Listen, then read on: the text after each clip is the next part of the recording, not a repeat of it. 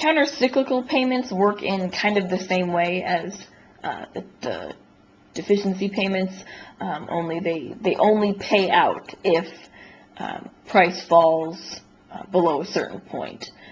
So you can't get any more than what the market price difference between the two is. But you would calculate that the same way, and I'm not as concerned about us knowing how to do that. I just wanted you to see what the word countercyclical payment was, because if you're going to go on into an ag policy course, you'll probably see a little bit more of that. So the next part of the lecture looks at the importance of government payments versus net farm income, and you can see on the graph that it's a pretty significant difference, and some of the acts that have come out have created an even more significant difference between them. So it's important.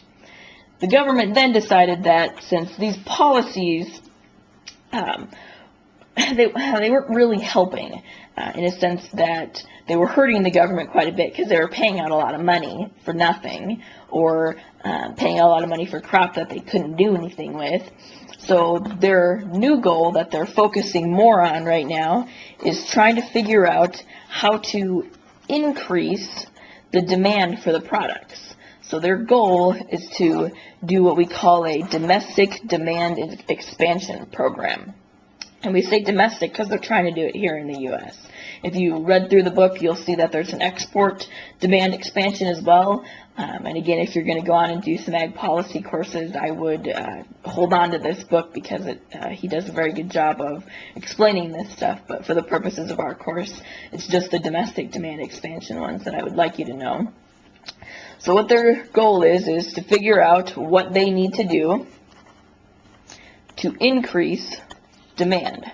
Because we've learned that if we increase demand, price will increase.